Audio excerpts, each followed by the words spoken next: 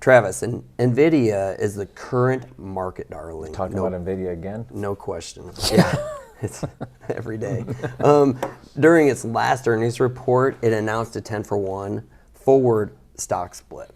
Holders of NVIDIA common stock as of the market close on Thursday, June 6th, I have a lot of dates here, will receive 9 additional shares for each share they hold after market close on June 7th, with the split adjusted trading to begin on Monday, June 10th.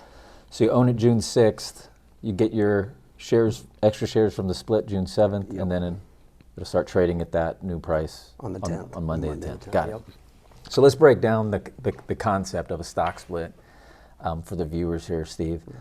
They're a way for companies to increase the number of shares, on the market without, I'm gonna say that again, without changing, the company's valuation or market capitalization. In NVIDIA's case, like you said, they're doing a 10-for-1 split. And that means after the split, there will be 10 times as many shares of NVIDIA stock trading, which will lower the price of the individual shares. So more shares, lower price, and it doesn't impact the overall valuation or market capitalization, as we refer to it in the industry, of the company. Now, to put it in perspective, if NVIDIA shares were trading at $1,000 per share before the split, an investor holding 1 share before the split would now hold 10 shares priced at $100 a share. So the overall value of your position wouldn't change. You just have more shares at a lower price. Yep.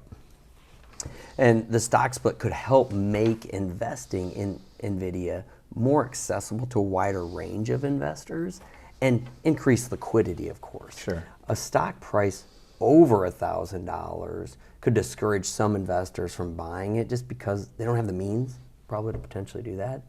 In fact, on the call, NVIDIA said the split was, in quotes, to make the stock ownership more accessible to their employees and investors.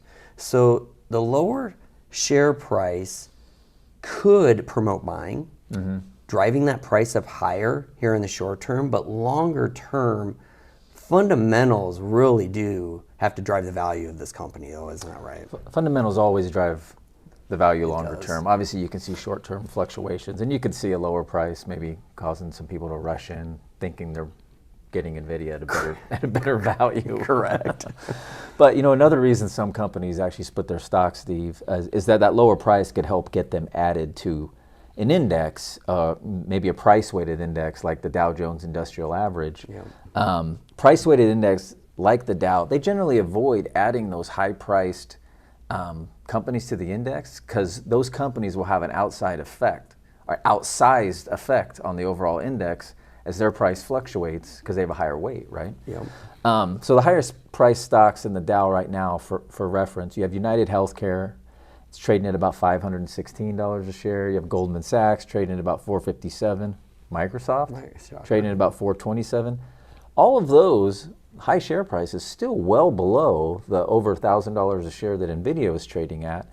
And just for example here, Steve, Amazon, who had a high individual stock price, did a 20-for-1 stock split back in 2022, and they were added to the Dow Jones earlier this year. So they do it for that reason. But bottom line here is it's more shares at a lower price. It's not more shares at the same price. Your valuation isn't going to change after a stock split. It's hard for people to understand that sometimes. So correct. Hopefully this video will help everybody.